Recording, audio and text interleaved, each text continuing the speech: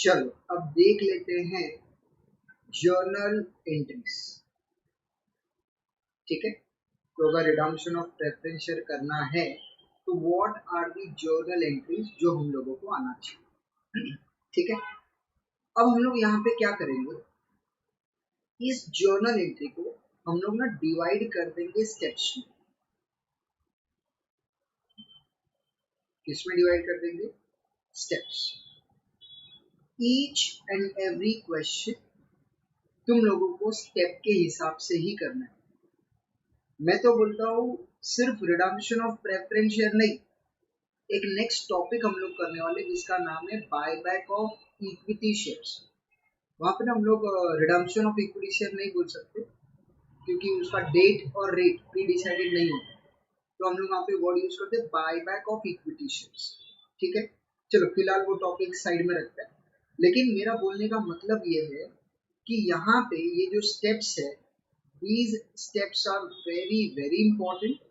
अच्छे से सुन लो, समझ लो, अच्छे से बाय हार्ट करो and apply the same steps in each and every question as it is। ठीक है, चलो let's start।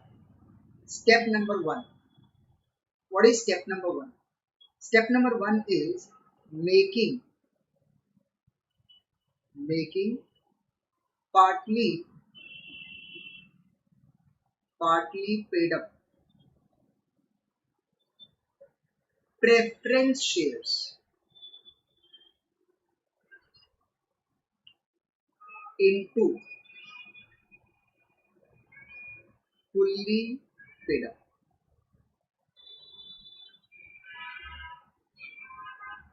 ठीक है, तो this is your step number 1। As per companies act तुम लोग partly paid up preference share का रिडम्पशन नहीं कर सकते। जैसे फॉर एग्जांपल अगर क्वेश्चन में बोला है 10,000 12% preference share of rupees 100 each,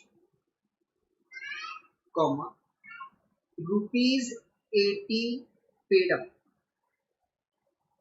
तो 10,000 नंबर है, अब तक पब्लिक ने जो पे किया that is 80, so 10,000 into 80 that comes to 8 lakhs, right. तो बताओ फटाफट कि मेरा फेस वैल्यू कितना है? 80। पब्लिक ने पे कितना किया है? सॉरी, फेस वैल्यू कितना है? 100 और पब्लिक ने अब तक पे कितना किया है? Only 80, right. तो इसको हम लोग बोलेंगे partly paid up preference shares. क्या बोलेंगे? Partly paid up preference shares. ऐसे टाइप के प्रेफरेंस शेयर्स हम लोग रिडीम नहीं कर सकते। तो क्या करना पड़ेगा? सबसे पहले इसको फुल्ली पेड अप करना पड़ेगा। क्या करना पड़ेगा? Fully paid up. Now the question arises, sir इसको फुल्ली पेड अप हम लोग कैसे करें? देखो, पहले क्या करने का?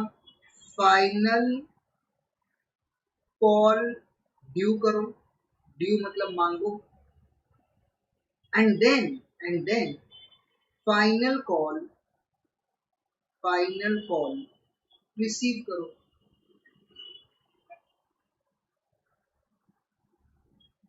सर फाइनल कॉल ड्यू का क्या एंट्री आएगा? अरे जो जर्नल एंट्री इक्विटी शेयर में हमने सीखा था, word to word same entry. चलो बताओ फाइनल कॉल ड्यू का एंट्री इक्विटी शेयर्स में क्या था? Sir equity share final call account debit to equity share capital account, same thing. तो यहाँ पे एंट्री क्या आएगा?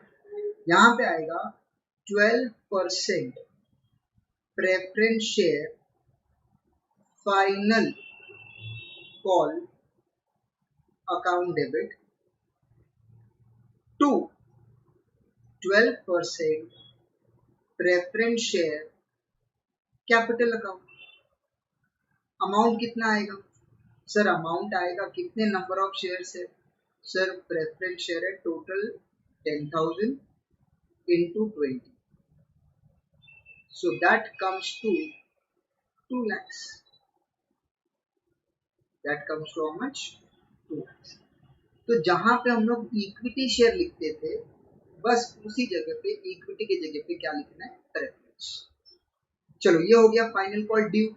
अब बताओ फाइनल कॉल रिसीव्ड का क्या एंट्री करोगे? सर फाइनल कॉल रिसीव्ड का एंट्री भी तो सेम ही आएगा ना सर. बोलो क्या एंट्री आएगा? Sir entry will be cash और बैंक अकाउंट डेबिट, कैश और bank account debit to 12% preference share final call account. बोलो फाइनल कॉल कितना डेबिट किया? 2 lakhs. तो 2 lakhs से क्रेडिट होगा एंड वो आ जाएगा तुम्हारे कैश बैंक में. करेक्ट? ओके. तो हम लोगों ने एक ये वाला केस देखा जहां पे हम लोग पार्टली पेड अप को क्या कर रहे हैं? Fully paid up. जब तक shares, preference shares fully paid up नहीं है तब तक हम लोग उसका रिडम्पशन नहीं कर सकते. So the first and foremost important point is making partly paid up preference shares into fully paid up. ठीक है. तो हम लोगों ने उसके अंदर ये वाला एक एग्जाम्पल देखा जहां पे out of 100 only 80 was paid. तो कंपनी ने क्या किया? फाइनल कॉल किया और फाइनल कॉल को रिसीव किया. ओके. चलो अब इसी केस में ना हम लोग एक और देखते हैं, एक एग्जाम्पल ना हम लोग और देखते हैं. अब वो एग्जाम्पल क्या है? Let's see. देखो once again 10,000 12% preference share of rupees 100 each fully called up. 10,000 into 100 that comes to 10 lakhs, right? Sir यहाँ पे देखो ना, फेस वैल्यू जो है वो 100 है और वो तो फुल्ली कॉल्ड अप है. और अमाउंट भी देखोगे तो सर देखो 10 lakhs है. बराबर है. याद रखना फुल्ली कॉल्ड अप का मतलब कंपनी ने कॉल किया है, बट यहाँ पे पेड अप नहीं लिखा है. इसका मतलब हो सकता है, एक पॉसिबिलिटी है कि सबके सब शेयर होल्डर्स ने पेमेंट नहीं किया. तो there can be calls in arrears,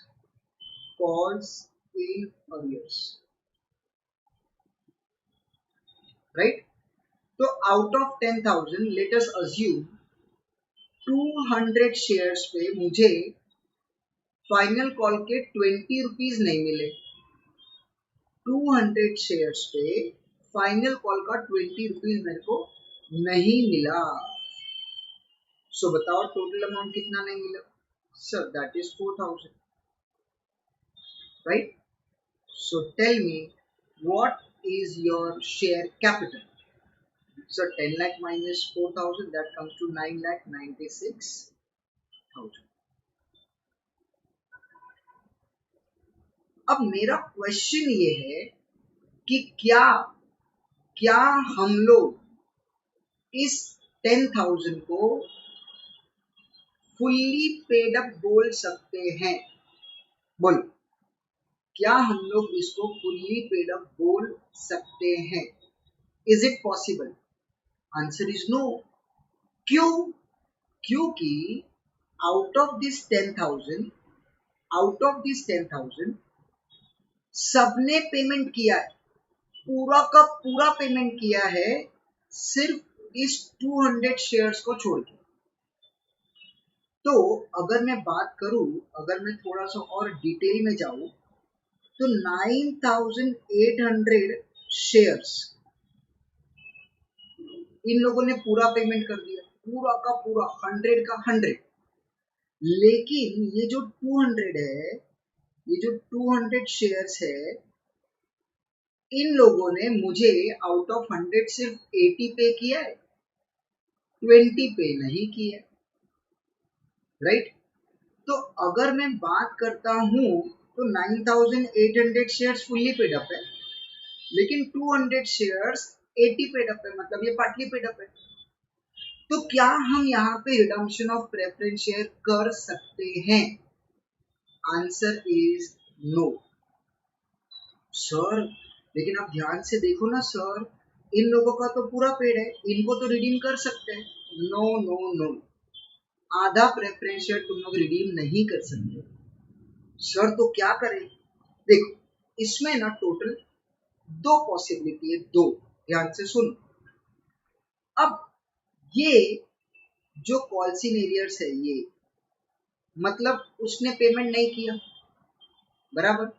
तो हम लोग क्या करेंगे, ये जो कॉल्सिन एरियर्स है ना, कॉल्सिन एरियर्स, इसको हम लोग ना नोटिस भेजेंगे 14 डेज का नोटिस।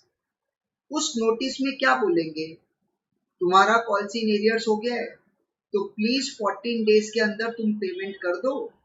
अगर तुम पेमेंट नहीं कर सके तो मैं तुम्हारे शेयर्स को फॉरफीट कर दूंगा, मतलब कैंसिल कर दूंगा। तो 2 पॉसिबिलिटी है, एक तो कॉल्सिन एरियर का पैसा रिसीव्ड होगा, रिसीव्ड मतलब पैसा मिल जाएगा। तो बताओ, अगर मेरे को कॉल्सिन एरियर्स के पैसे मिल गए तो क्या एंट्री आएगा? सर पैसे मिल गए मतलब cash and bank account debit. और ये क्यों मिले? टू कॉल्सिन एरियर्स की वजह से। तो पहले मैंने क्या किया था, पहले मैंने यहाँ पे कॉल्सिन एरियर्स को डेबिट किया रहेगा एज अ लॉस। अब मुझे वही पैसे अगर मिल गए तो वो लॉस तो है ही नहीं, तो that loss will get cancelled. So journal entry will be cash and bank account debit to Qualsin arrears account. What is the second possibility? Sir, second possibility ऐसा है कि Qualsin arrears का पैसा हमको नहीं मिला, तो हमने शेयर को क्या कर दिया, फॉरफिट। शेयर्स को हमने क्या कर दिया, फॉरफिट। फॉरफिट मतलब हमने शेयर्स को कर दिया है कैंसिल, राइट। तो बताओ फटाफट, शेयर को फॉरफिट किया तो क्या जर्नल एंट्री आएगा? सर वही वाला अपना नॉर्मल एंट्री। वेरी गुड, बताओ एंट्री बताओ। सर नॉर्मल एंट्री है equity share capital account debit to calls in arrears account to share forfeiture account. Absolutely correct, बिल्कुल सही। लेकिन यहाँ पे इक्विटी शेयर कैपिटल लिखने के बजाय हम क्या लिखेंगे, 12% प्रेफरेंस शेयर कैपिटल। जो भी परसेंटेज क्वेश्चन में दिया रहेगा वो लिखो। तो 12% preference share capital account debit to policy arrears to share forfeiture बराबर है। अब अमाउंट कैसे आएगा? सर देखो, 200 शेयर्स है और एक शेयर 100 रुपीज का। कॉल्सिन एरियर्स, सर 200 शेयर्स पे 20 रुपीज का पेमेंट नहीं हुआ है, तो शेयर फॉरफीचर, सर 200 पे 80 रुपीज हमको मिल चुका है। क्लियर? तो इस तरीके से हमने क्या किया, हमने ये जो 200 शेयर्स था, ये 200 प्रेफरेंस शेयर्स, उसको मैंने फॉरफीट मतलब कैंसिल कर दिया। क्या कर दिया? कैंसिल। अब मुझे ये बताओ, अब मैंने ये 200 शेयर्स को कैंसिल कर दिया, तो बताओ अब मेरे पास बचे ही कितने शेयर, 9800। तो now I can redeem these 9800 shares। अब मैं इस 9800 शेयर्स को रिडीम मतलब इनका पेमेंट मैं कर सकता हूं। क्लियर? ओके। अब दूसरा पॉइंट क्या है, मुझे सिर्फ एक बात बताओ, मैंने कितने शेयर्स फॉरफिट किए? सर 200। क्या ये 200 शेयर्स मैं री इशू करूंगा? अरे सर बिल्कुल करूंगा। बिना री इशू के तो शेयर फॉरफीचर को अपन कैपिटलिज्म में ट्रांसफर भी नहीं कर सकते। एक्सट्रीमली सॉरी टू से, लेकिन ये जो 200 शेयर्स है, ये री इशू पॉसिबल ही नहीं है, क्योंकि इसका, इस 200 शेयर्स का रिडम्पशन का डेट आ चुका है और ये ऑलरेडी हम लोगों ने ये 9800 शेयर्स रिडीम कर दिया है। ये 200 शेयर्स अगर होता तो इनका भी पेमेंट हम रिटर्न कर देते, तो इसका मतलब ये जो शेयर्स है ये हम लोग मार्केट में री इश्यू नहीं कर सकते। अब री इश्यू नहीं कर सकते, इसका मतलब ये जो प्रॉफिट है 200 इंटू 80 दैट इज 16,000, इसके अगेंस्ट में री इश्यू का कोई लॉस ही नहीं है, क्योंकि री इश्यू तुम कर ही नहीं सकते। री इश्यू क्यों नहीं कर सकते? क्योंकि तुमको तो वो रिडीम करना है। रिडीम मतलब उनके पैसे रिटर्न करने हैं। इक्विटी शेयर में री इश्यू कंपलसरी है, क्योंकि इक्विटी शेयर कभी भी रिडीम होता नहीं है। तो इक्विटी शेयर को आज, कल, आफ्टर 1 ईयर, 2 ईयर, 10 ईयर कभी भी री इश्यू कर सकते हो। री इश्यू किया तो री इश्यू का लॉस होने का पॉसिबिलिटी होता है। तो वहां पे हम लोग जो शेयर फॉरफीचर है वो डायरेक्टली हम लोग कैपिटल रिजर्व में ट्रांसफर नहीं कर सकते, लेकिन रिडम्पशन ऑफ प्रेफरेंस शेयर में ये जो शेयर फॉरफीचर है 16,000 का, ये वाला जो अमाउंट है इसके अगेंस्ट में कोई भी लॉस होने वाला नहीं है, क्योंकि कंपनी इसको री इश्यू नहीं कर सकता। तो सर इसका मतलब ये हुआ कि ये पूरा का पूरा 16,000 प्रॉफिट है। यस, और इसको कहाँ ट्रांसफर करोगे? Capital reserve. चलो बताओ शेयर फॉरफीचर कहाँ पे लिखा है? सर क्रेडिट में, बेसिक बैलेंस क्रेडिट, ट्रांसफर करने के लिए debit, journal entry, sir share forfeiture account debit to capital reserve account, amount 16,000, पूरा का पूरा 60। Clear with this? समझा मैंने क्या बोला? तो यहाँ पे इस सम के अंदर जो इम्पोर्टेंट पॉइंट था वो क्या था कि ये जो शेयर फॉरफीचर है, ये share forfeiture is our profit. Normally बिना री इशू के ये ट्रांसफर का एंट्री आता ही नहीं है, और इशू ऑफ शेयर्स में हमने ऐसे ही पढ़ा है, लेकिन यहाँ पे हम उसको री इशू नहीं कर सकते। तो जब री इशू कर ही नहीं सकते तो पॉसिबिलिटी नहीं है, तो डायरेक्टली ट्रांसफर करो। अच्छा, एक बात मैं बता देता हूँ, ध्यान से सुन लो। कभी कभी क्वेश्चन में ना ऐसे बोलेंगे 200 शेयर्स हमने फॉरफिट किया, फिर ना क्वेश्चन में ये भी बोला जाएगा 200 शेयर्स हमने री इशू किया।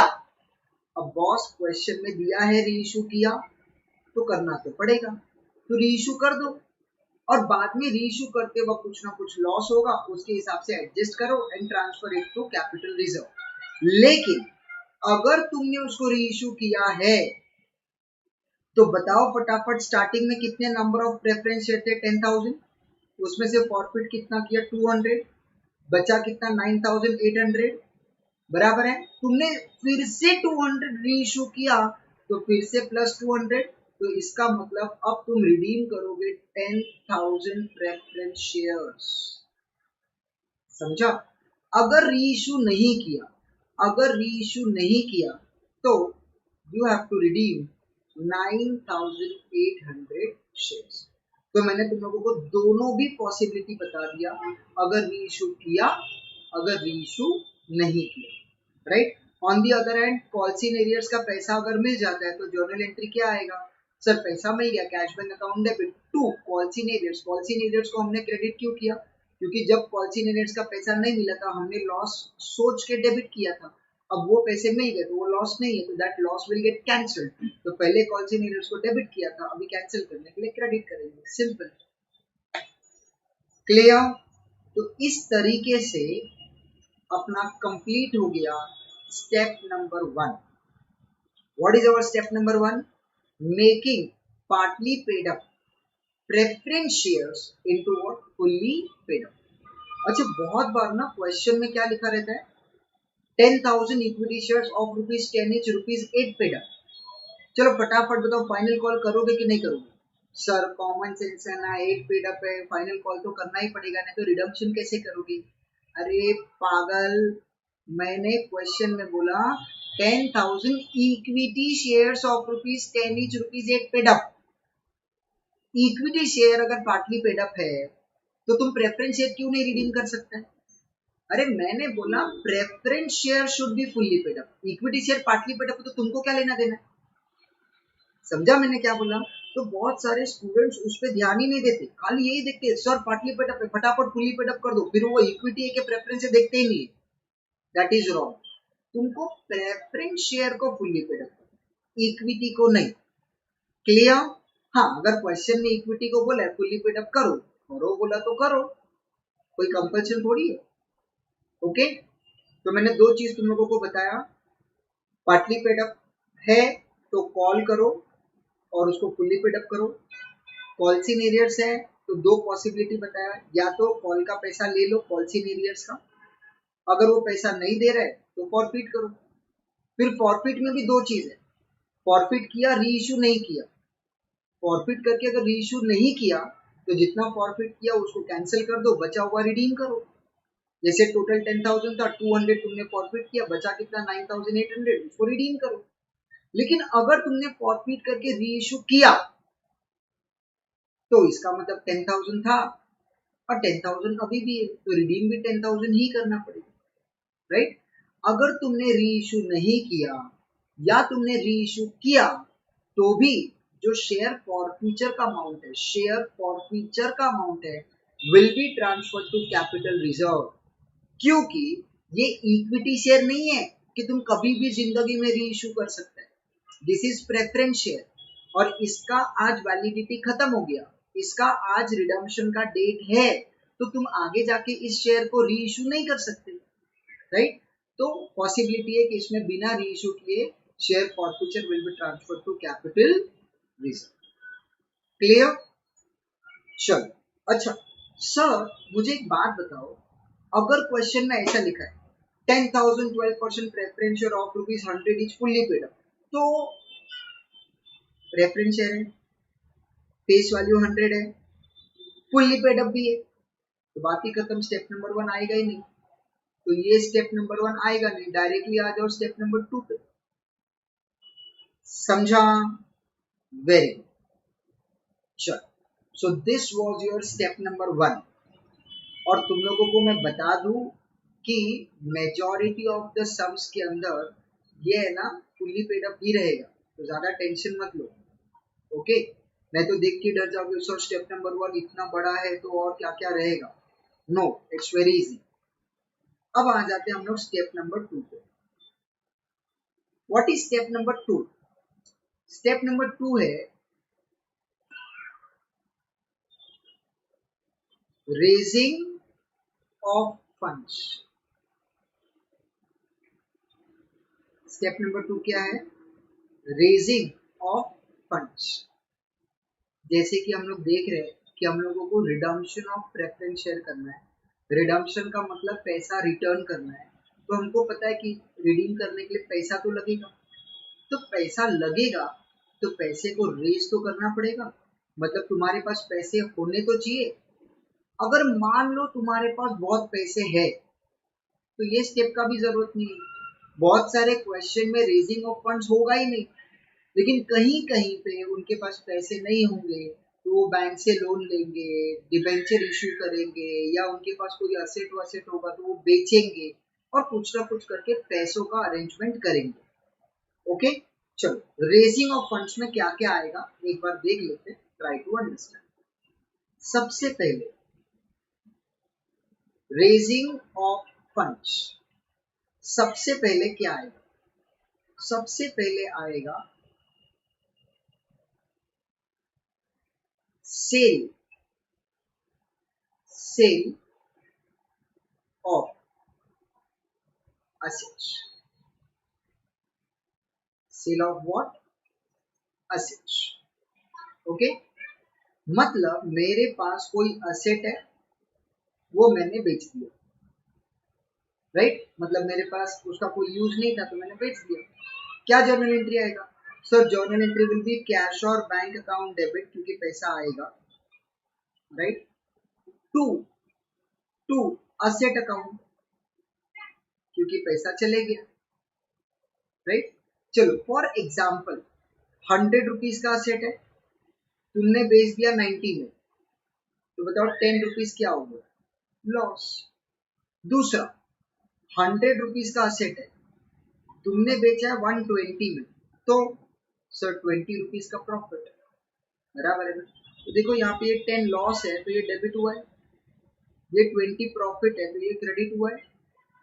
अगर लॉस हुआ तो हम लिखेंगे profit and loss account debit, अगर लॉस हुआ है तो, और अगर प्रॉफिट हुआ है तो हम लिखेंगे to profit and loss account, right. तो जर्नल एंट्री क्या आएगा sir? Journal entry will be cash bank account debit, पैसा आ गया टू असेट अकाउंट क्योंकि असेट गया। अब डिपेंड करता है प्रॉफिट हुआ है या लॉस हुआ है। लॉस हुआ है तो पीएनएल अकाउंट को डेबिट करेंगे, प्रॉफिट हुआ है तो PNL account will gate credit. Clear? Okay. Point number two, और क्या क्या तरीका है जिससे हम लोग पैसे अरेंज कर सकते हैं। सेकेंड पॉइंट है of sale of investments.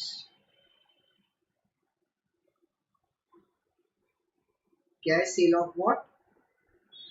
Investments. तो जैसे हम लोग असेट को बेच रहे हैं, वैसे मेरे पास कोई इन्वेस्टमेंट है जो अभी मेरे किसी काम का नहीं है, तो बेच के उसको कैश में कन्वर्ट कर लो। तो एंट्री क्या आएगा sir? Entry will be cash और बैंक अकाउंट डेबिट, राइट। यह आ जाएगा तुम लोगों का selling price to investment account, ये आ जाएगा उसके कॉस्ट प्राइस पे बोलो या फिर बुक वैल्यू पे बोल दो, जो भी उसका बैलेंस शीट में वैल्यू रहेगा वो वाला, राइट। सेलिंग प्राइस और कॉस्ट प्राइस के बीच में जो भी डिफरेंस है दैट विल बी प्रॉफिट और लॉस। अगर लॉस है तो पीएनएल अकाउंट डेबिट होगा, प्रॉफिट है तो to PNL account will get credited. Simple. Okay, sure. Point number 3, और क्या क्या तरीके हैं जहां से हम लोग पैसे रेज कर सकते हैं। सर पॉइंट नंबर 3 में हम लोग बैंक से लोन भी तो ले सकते हैं, राइट। तो बैंक लोन, ठीक है, बोलो बैंक से लोन लिया तो क्या एंट्री आएगा सर? जर्नल एंट्री तो इजी है, cash and bank account debit क्योंकि पैसा आ गया, टू बैंक लोन अकाउंट क्योंकि वो मेरे लिए क्या बन गया? लाइबिलिटी, और लाइबिलिटी का तो बेसिक बैलेंस क्रेडिट होता है, तो bank loan account will get credited. Okay, sure. और क्या होगा? नेक्स्ट आएगा point number 4 and that will B issue of debentures. Issue of debentures,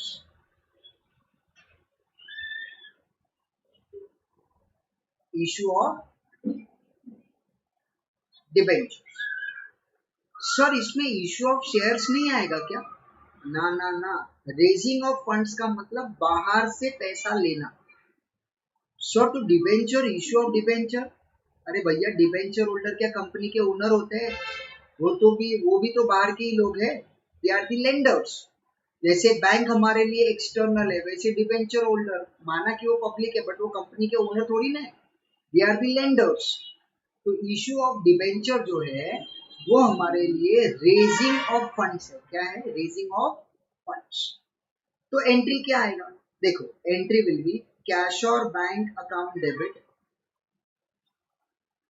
to, चलो मान लेता हूँ 10% डिबेंचर अकाउंट, परसेंटेज मैंने एक अजम्पशन बेसिस पे ले लिया है। ये एंट्री कब आएगा? जब वो इशू होगा एट पार। क्या होगा? एट पार।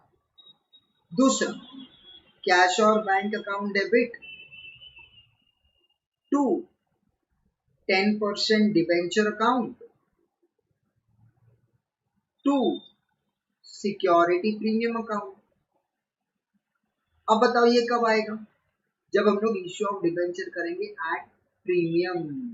मैं यहाँ पे बहुत ज्यादा डिटेल में नहीं बता रहा हूँ, अज्यूमिंग कि तुम लोग ने इश्यू ऑफ शेयर चैप्टर बहुत अच्छे से किया होगा, तो ये सब एकदम लल्लू पंजू है। ओके, देन अगर इश्यू ऑफ डिबेंचर किया एट डिस्काउंट तो क्या एंट्री आएगा? सर एंट्री आएगा cash and bank account debit to 10% debenture account. Discount अपने लिए लॉस है तो डेबिट होगा, तो discount on issue of debenture account will get debited. बराबर है ना? तो ये एंट्री कब आएगा? At discount. जब हम लोग इश्यू ऑफ डिबेंचर करेंगे एट व्हाट डिस्काउंट, बराबर। सर लेकिन हम लोग तो डिस्काउंट पे तो इश्यू कर ही नहीं सकते ना सर। भैया जी डिस्काउंट पे तुम शेयर्स इश्यू नहीं कर सकते, जैसे equity share, preference share, debenture होता है इश्यू। चलो एट पार में हम लोग अमाउंट ले लेते हैं, फेस वैल्यू 100, मिला भी 100। प्रीमियम पे क्या लेते हैं, फेस वैल्यू 100, प्रीमियम का 20 रुपीज, तो ये मिला 120। और डिस्काउंट में क्या करेंगे, फेस वैल्यू 100, चलो डिस्काउंट ले लेते हैं 10, तो कैश कितना मिला 90। तो ये हो गया मेरा journal entries, issue of debentures at par, premium and what at discount. Okay, तो मैंने रेजिंग ऑफ फंड्स में इन ऑल टोटल तुम लोगों को 4 आइटम बताया, बताओ फटाफट क्या। पहला सेल ऑफ असेट, दूसरा सेल ऑफ इन्वेस्टमेंट, तीसरा बैंक लोन टेकन, एंड चौथा इश्यू ऑफ डिबेंचर। याद रखना डिबेंचर जो है वो एक्सटर्नल लाइबिलिटी है, इंटरनल नहीं है, वो कंपनी के ओनर थोड़ी ना है, इसलिए उसको हमने कहा लिखा रेजिंग ऑफ फंड्स। क्लियर। चलो स्टेप 2 के बाद क्या आएगा, स्टेप नंबर 2 के बाद आएगा स्टेप नंबर 3। Absolutely wrong. क्यों सर स्टेप नंबर 3 नहीं आएगा? लेकिन सर आप देखो ना, यहाँ पे आपने लिखा है स्टेप नंबर 2, तो 2 के बाद तो 3 आता है ना सर, तो आप 3 को क्यों मना कर रहे हो? नहीं नहीं नहीं, अब यहाँ पे स्टेप नंबर 2 नहीं, 3 नहीं आएगा तो क्या आएगा, यहाँ पे आएगा वर्किंग नोट। वर्किंग नोट, और ये वर्किंग नोट सबसे इंपॉर्टेंट है, the most important working note. अगर ये वर्किंग नोट तुम लोगों को अच्छे से समझ में आ गया, समझ लेना चैप्टर खत्म हो गया। Okay, so please try to understand this working note, it is very important. अब वर्किंग नोट याद कैसे रखना है वो देख लेते हैं। देखो मैं लिख रहा हूं यहाँ पे NV is equal to DP plus PFI. Sir ये क्या लिखा, बताता हूं मैं, देख लो। एनवी का मतलब क्या, एनवी का मतलब होता है nominal value of redeemable preference share.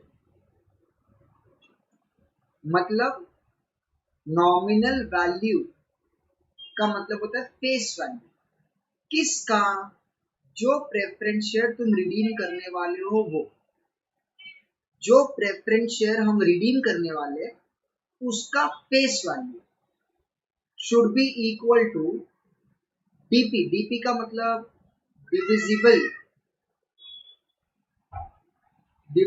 Profit. अब ये डिविजिबल प्रॉफिट क्या होता है, कैसे होता है, मैंने हर एक चीज डिटेल में तुम लोगों को बताया है ना। Divisible profit. सर पीएफआई क्या है? पीएफआई का मतलब होता है proceeds of fresh issue. Proceeds का मतलब क्या, बेच के मिला हुआ पैसा। फ्रेश इशू का मतलब जो नया शेयर्स हम लोग इशू करते हैं ना, वो नया शेयर्स को इशू करके जो पैसा मिला उसको हम लोग बोलते हैं proceeds of fresh issue. Divisible profit क्या होता है वो सब लोगों को मालूम है ना। तो फटाफट मेरे को फॉर्मूला बताओ। सर फॉर्मूला है NV is equal to DP plus PFI, बराबर। चलो बताओ ये वर्किंग नोट देख के तुम लोगों को किसकी याद आ रही है? सर ये वर्किंग नोट देख के मुझे याद आ रहा है रिप्लेसमेंट ऑफ कैपिटल का। कैसे रिप्लेसमेंट ऑफ कैपिटल का याद कैसे आ रहा है, बताता हूं, ध्यान से सुनो। सर देखो आपने यहाँ पे क्या लिखा है, नॉमिनल वैल्यू मतलब face value of redeemable preference share. मान लो एक एग्जांपल बोल रहा हूं, आप 100 रुपए का प्रेफरेंस शेयर रिडीम कर रहे हो। एक एग्जांपल बोल रहा हूं, 100 रुपए का प्रेफरेंस शेयर आप रिडीम कर रहे हो, तो रिप्लेसमेंट कितने का होना चाहिए? 100 रुपए का, है ना? तो मान लो ये जो आपका फ्रेश इशू है, फ्रेश इशू वो भी 100 है। मतलब मैंने इशू ऑफ इक्विटी शेयर या इशू ऑफ प्रेफरेंस शेयर मैंने 100 रुपीज का कर दिया। तो बताओ मुझे डीपी डिविजिबल प्रॉफिट कितना लगेगा? 0। ये डीपी का मतलब क्या होता है? ये डीपी का मतलब होता है अपन क्रिएट करने वाले सीआरआर। क्या क्रिएट करने वाले हैं? सीआरआर। सीआरआर का मतलब कैपिटल रिडम्पशन रिजर्व। और कैपिटल रिडम्पशन रिजर्व कहां से क्रिएट करते हैं? सबको पता है, डिविजिबल प्रॉफिट में से, राइट? तो NV is equal to DP मतलब divisible profit plus PFI, right? अच्छा, मैंने क्या बोला? मुझे कितना रिडीम करना है? 100। मैंने issue of share fresh issue कितना किया? 100। तो मुझे सीआरआर का जरूरत ही नहीं है। मेरा जितना कैपिटल बाहर गया उतना कैपिटल आ गया, तो there is no need of CRR. समझ में आ रहा है? चलो ठीक है। Example number 2। Example number 2, 100 rupees का प्रेफरेंस शेयर मैंने रिडीम किया, 100 रुपीज। फ्रेश इशू किया है 110 का। फ्रेश इशू किया है 110 का। अब बताओ सीआरआर कितने का क्रिएट करना पड़ेगा? सर ये बात तो अपना पहले डिस्कस हो गया। कितना गया? 100। कितना आया? 110। कम आया कि ज्यादा आया? ज्यादा। सर ज्यादा आएगा ना, चलता है, कम नहीं होना चाहिए। मतलब तुम ऐसा मत बोलो कि यहाँ पे आंसर -10 आएगा और हम लोग सीआरआर यहाँ पे कैंसिल करेंगे। ये सब नाटक नहीं होता है, समझा? तो यहाँ पे क्या करना पड़ेगा? यहाँ पे भी डिविजिबल प्रॉफिट विल बी 0। मतलब तुमको डिविजिबल प्रॉफिट को सीआरआर में ट्रांसफर करके लॉक करने का जरूरत नहीं। क्यों? क्योंकि जितना कैपिटल बाहर जा रहा है उससे ज्यादा अंदर आ रहा है। तो इट इज नॉट कंपल्सरी कि ये इक्वली होना चाहिए। अगर राइट हैंड साइड ज्यादा भी है तो भी चलेगा, और ये पॉइंट मैंने ऑलरेडी तुम लोगों को एक्सप्लेन किया है। पॉइंट नंबर 3, 100 और इस बार इशू ऑफ शेयर्स है 70। जो मैंने फ्रेश इशू किया, जो मैंने इशू ऑफ इक्विटी शेयर किया वो 70 का है। अब बताओ मुझे डिविजिबल प्रॉफिट कितना आएगा? सर देखो, जो कैपिटल बाहर गया वो 100 है, बराबर। कैपिटल का बात करो, कैपिटल जो अंदर आया वो 70 है। तो कितने का शॉर्टफॉल है? सर यहाँ पे शॉर्टफॉल है 30 का। तो मुझे यहाँ पे 30 रुपीज का क्या करना पड़ेगा? 30 रुपीज का जो डिविजिबल प्रॉफिट है, डिविजिबल प्रॉफिट बोले तो general reserve, PNL, dividend equalisation reserve, ये 3 अपने लिए इंपॉर्टेंट है। क्या बोला? General reserve, PNL and dividend equalisation reserve. तो ये 30 रुपीज को हमको ट्रांसफर करना पड़ेगा कहाँ पे? कैपिटल रिडम्पशन रिजर्व में। और इस 30 को सीआरआर में ट्रांसफर करके लॉक करना पड़ेगा, ताकि फ्यूचर में ये जो सीआरआर है वो हम लोग fully paid up bonus share दे के उसको कंपलसरी इक्विटी शेयर्स में ही कन्वर्ट करें। Are you understanding? श्योर? चलो, तो ये 3 एग्जाम्पल तो समझ में आ गया रहेगा। मैंने क्या क्या एग्जाम्पल दिए एक बार मैं फिर से बता देता हूँ, ध्यान दो जरा। मेरा कैपिटल कितने का गया? रिडम्पशन 100। रिप्लेसमेंट कितना हुआ? 100। तो सीआरआर का जरूरत नहीं है। मेरा कैपिटल गया 100, आया 110, 110 एक्स्ट्रा ज्यादा हो गया, कोई प्रॉब्लम नहीं, सीआरआर का जरूरत नहीं। मैंने रिडम्पशन किया 100 का, इशू किया 70, तो कितने से शॉर्टफॉल है? 30। तो 30 का सीआरआर क्रिएट करना ही पड़ेगा।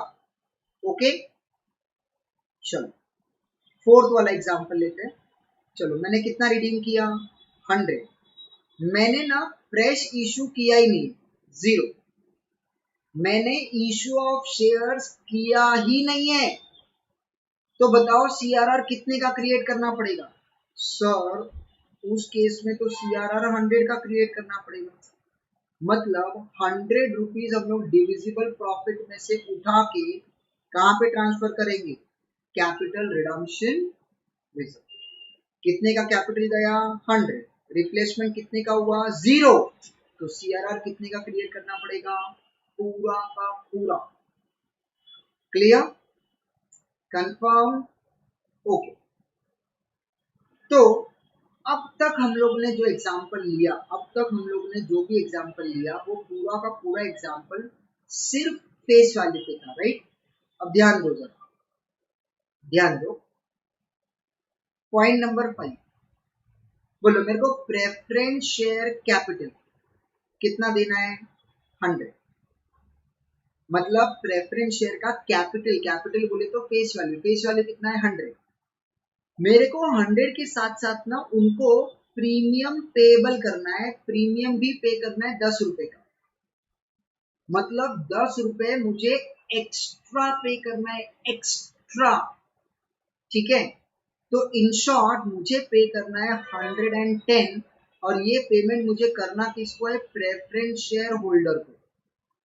किसको पे करना है? Preference share holder. अच्छा याद रखना, प्रेफरेंस शेयर इशू करते वक्त कंपनी ने पहले ही बोला होगा कि मैं आपको 10 रुपए प्रीमियम के तौर पे एक्स्ट्रा दूंगा। तो कंपनी को पहले से ही मालूम था कि मुझे कैपिटल का 100 देना है, प्रीमियम के नाम पे 10 रुपए एक्स्ट्रा देना है, और दोनों को मिला के टोटल मुझे 110 रुपीज पे करने किसको? Preference share holder, right? Okay, तो ये जो है ये कौन है? ये अपना एनवी हो गया, is equal to DP plus PFI, right? अच्छा, अब मैं तुम लोगों को क्या बोल रहा हूं कि मान लो यहाँ पे पीएफआई जो है दैट इज 80, पीएफआई जो है दैट इज 80, मतलब इक्विटी शेयर कैपिटल। मैंने इशू ऑफ शेयर्स किया, इशू ऑफ शेयर्स बराबर कितना इशू ऑफ शेयर किया? 80 का। लेकिन इशू करते वक्त ना मैंने पब्लिक से सिक्योरिटी प्रीमियम लिया, हाल में issue of shares at premium, तो मेरे को कितना मिलना चाहिए था? 80। मैंने 20 रुपीज का प्रीमियम लेकर टोटल मैंने 100 रुपए लिए, लिया का मतलब पैसा आ गया कैश बैंक, बराबर है? तो मैं रिपीट कर रहा हूँ, मैंने क्या किया? इशू ऑफ शेयर्स किया, इशू ऑफ शेयर कितने का किया? 80 रुपीज का, उसमें मैंने प्रीमियम लिया 20 रुपीज, और टोटल मेरे पास है 100 रुपए, टोटल मेरे पास है 100 रुपए। अब मेरा क्वेश्चन ये है कि what will be my divisible profit? मेरा डिविजिबल प्रॉफिट कितना आएगा?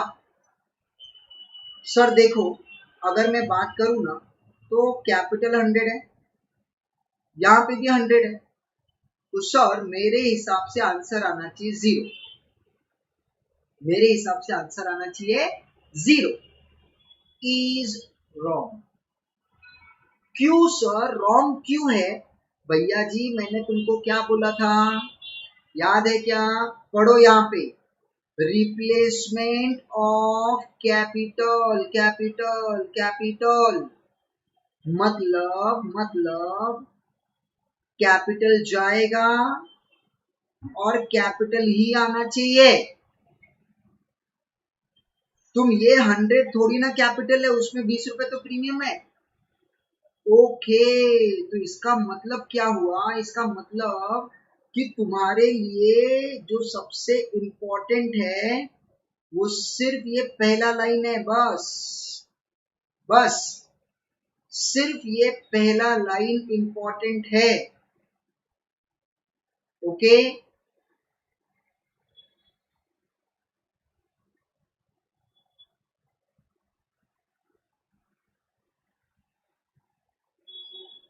जाने दो, ये अपने से ऐसे ही ठीक है।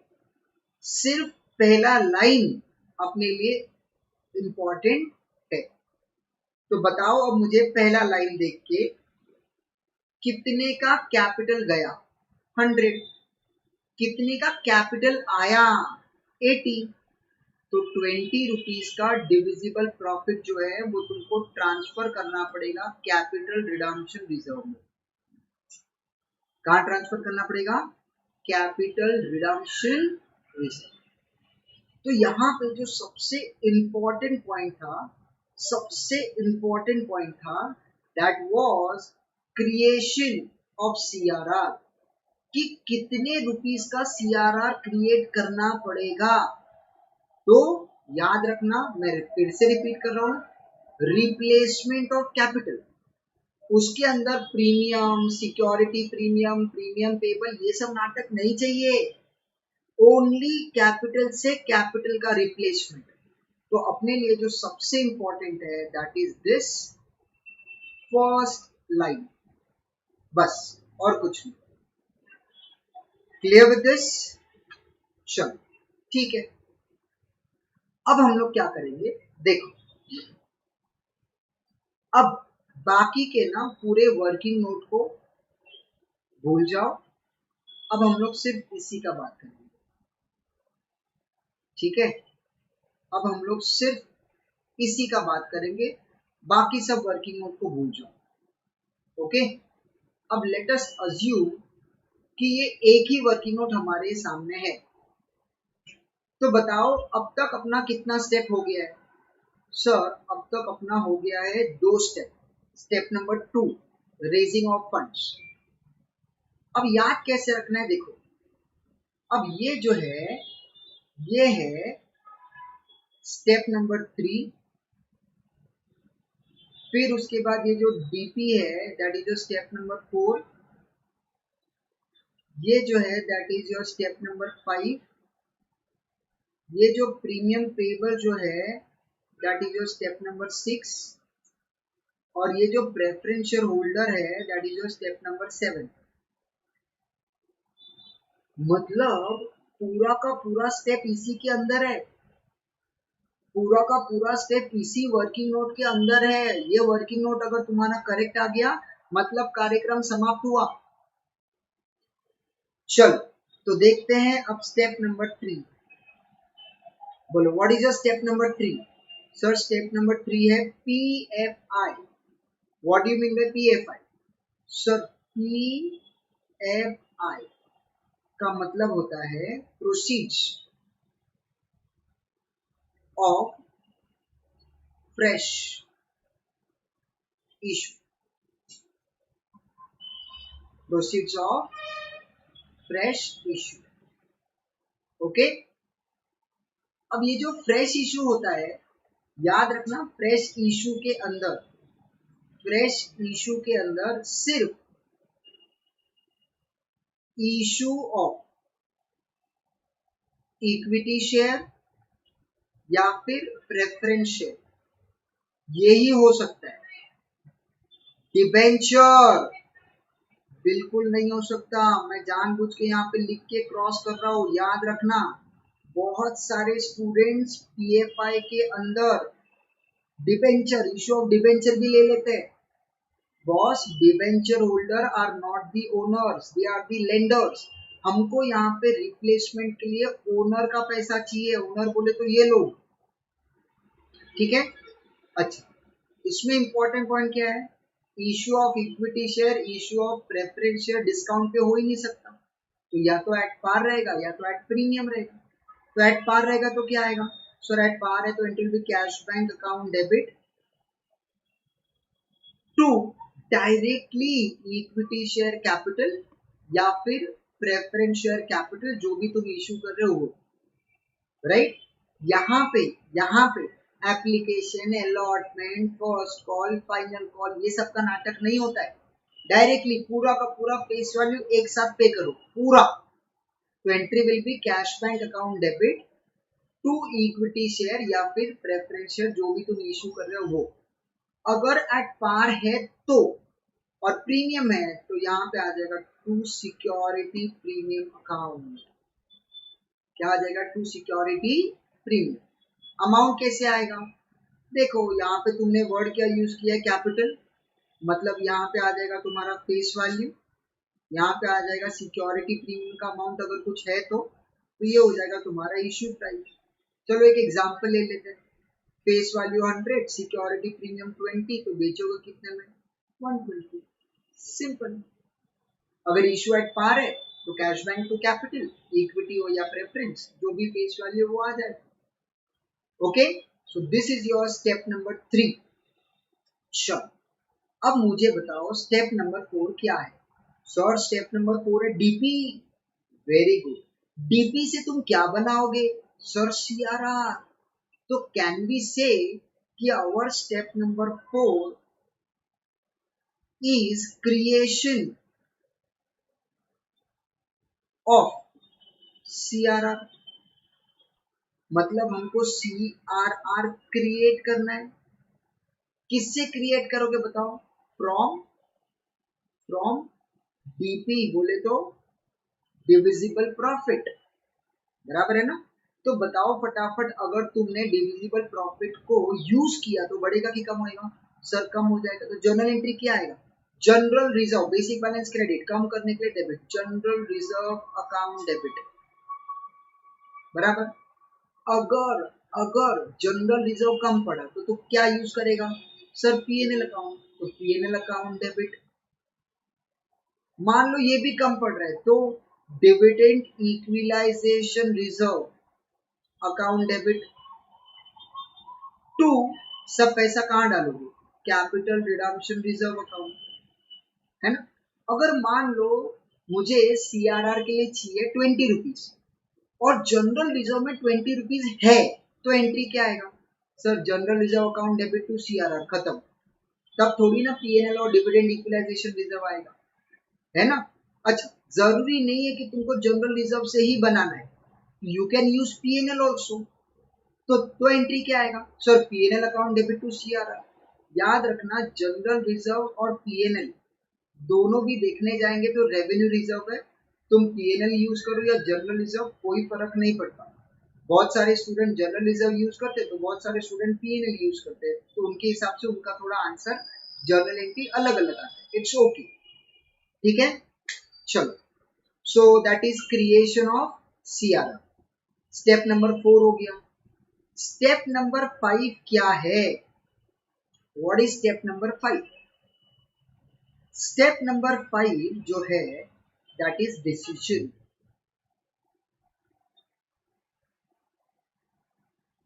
स्टेप नंबर 5 क्या है, डिसीजन। काय का डिसीजन, प्रेफरेंस शेयर को रिडीम करने का डिसीजन। अच्छा मुझे बताओ, प्रेफरेंस शेयर का अमाउंट बात करते हैं। चलो मान लेते हैं 110 जो भी अमाउंट है सब रुपीज इन लैक्स है, तो 100 लैक्स, 10 लाख, 110 लैक्स, ठीक है। चलो, तो मुझे एक बात बताओ, प्रेफरेंस शेयर कैपिटल को तुमको रिडीम करना है, मतलब तुम लाइबिलिटी, प्रेफरेंस शेयर कैपिटल बोलो तो लाइबिलिटी का तुम पेमेंट कर रहे हो, तो बताओ वो लाइबिलिटी बढ़ेगा कि कम हो जाएगा। सर प्रेफरेंस शेयर कैपिटल का अगर हम लोग पेमेंट करते हैं तो कैपिटल तो कम हो जाएगा, जैसे हम लोग क्रेडिटर्स का पेमेंट करते हैं तो क्रेडिटर्स को कैसे डेबिट करते हैं, same way preference share capital का अगर मैं पेमेंट करूंगा तो कैपिटल क्या हो जाएगा, कम हो जाएगा।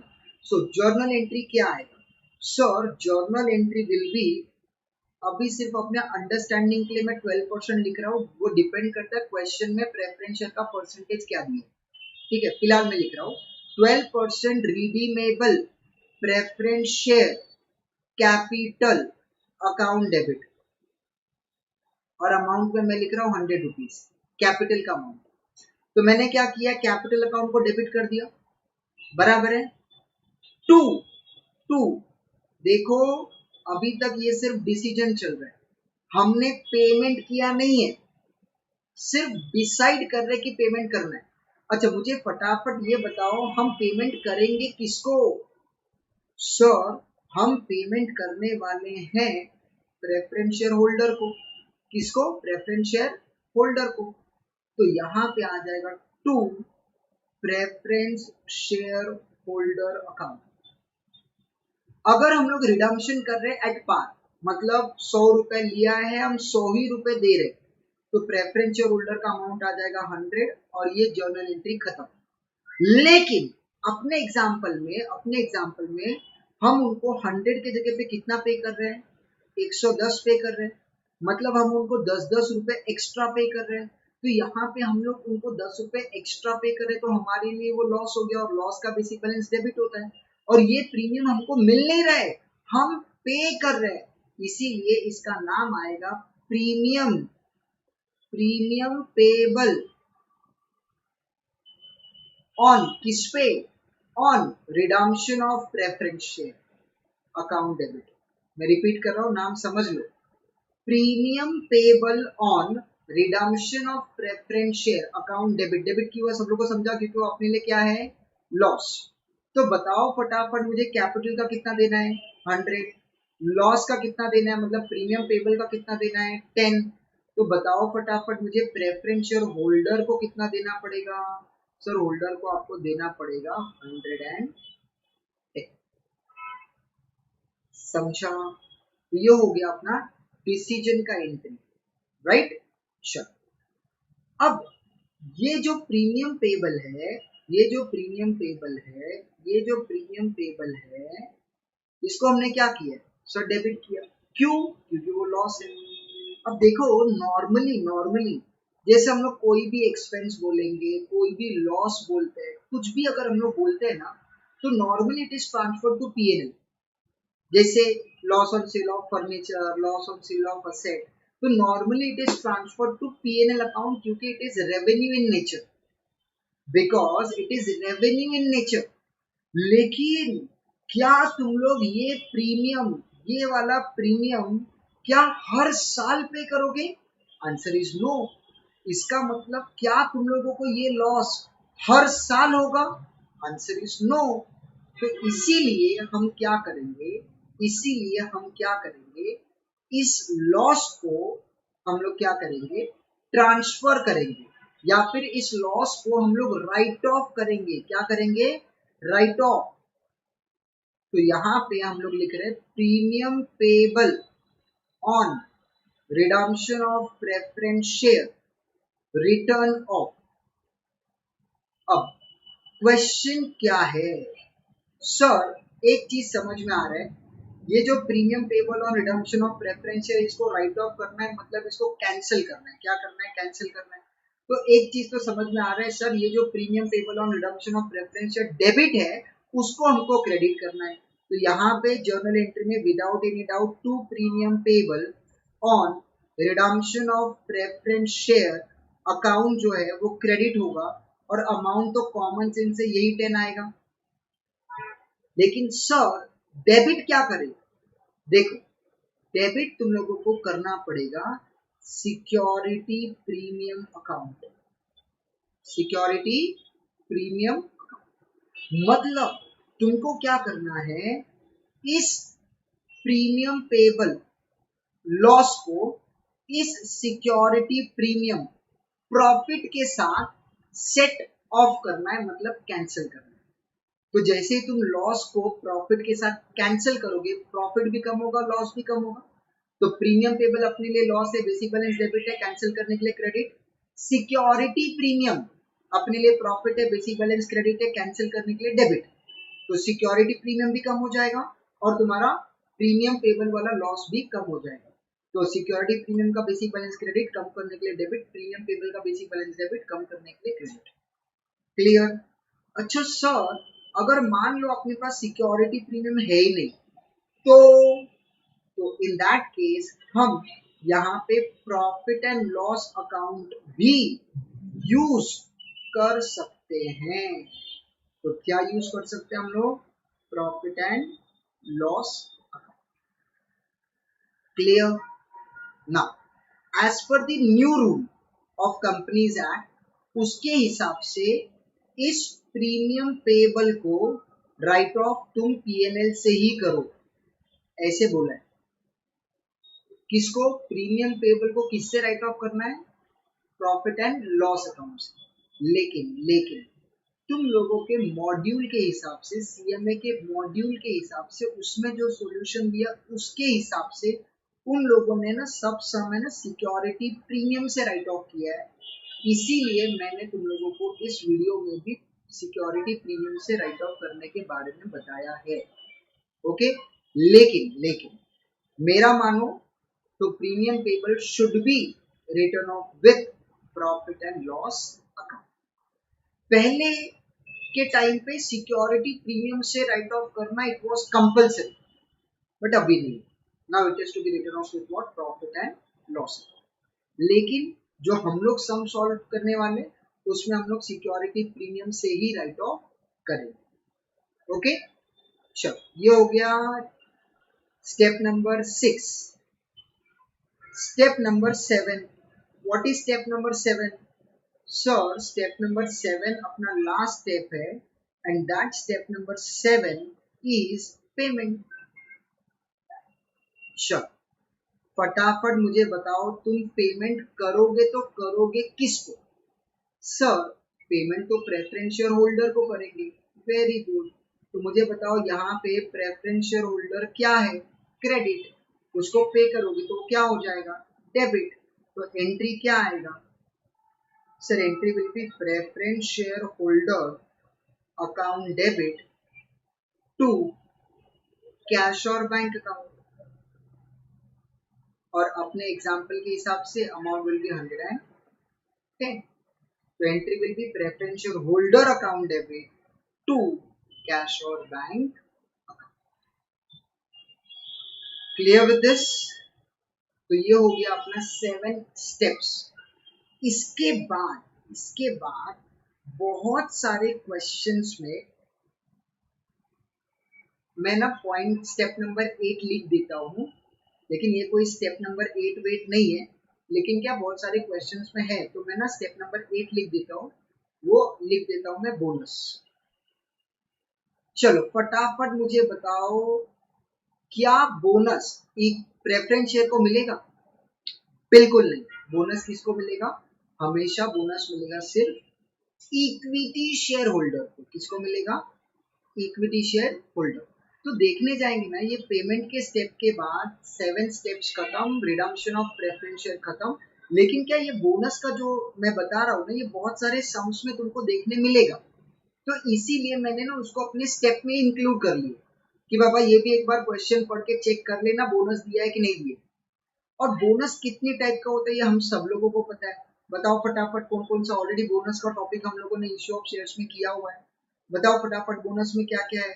एक है fully paid up bonus shares और एक है partly paid up bonus shares, है ना। Partly paid up bonus shares में कितना एंट्रीज है? 3। और फुल्ली पेड अप में कितना एंट्रीज है? 2। और ये जो भी एंट्रीज है वो एंट्रीज तुम लोगों को आता है, ये मैं अजम्पशन करता हूँ, तो तुम लोगों को उसके हिसाब से करना है। ओके, चल फटाफट एक बार पूरा का पूरा स्टेप्स सिर्फ स्टेप रिवाइज करते हैं। जर्नल एंट्री नहीं, जर्नल एंट्री तुम लोग आराम से बिना देखे लिखो, बिना देखे, क्योंकि मैं तुम लोगों को बोल रहा हूँ ना, अगर स्टेप्स आ गया, अगर वर्किंग नोट तुम लोगों को आ गया, ये वाला वर्किंग नोट अगर तुम लोगों को आ गया तो समझ लेना ऑलमोस्ट टॉपिक इज डन। ठीक है, मुझे पता है मैंने इस वर्किंग नोट को उतना ज्यादा अच्छे से एक्सप्लेन नहीं किया है, बट सम सॉल्व करते वक्त I will try to explain little bit more. चलो फटाफट स्टेप रिवाइज कर लेते हैं। बोलो what is your step number 1? Step number 1 है making partly paid up preference share into what? Fully paid up. Partly paid up को fully paid up करना है, बराबर है। Step number 2 raising of funds. Raising of funds में क्या क्या था? सेल ऑफ असेट था, सेल ऑफ इन्वेस्टमेंट था, फिर इश्यू ऑफ डिबेंचर था, बैंक से लोन था, राइट। याद रखना issue of debenture is raising of funds and not PFI.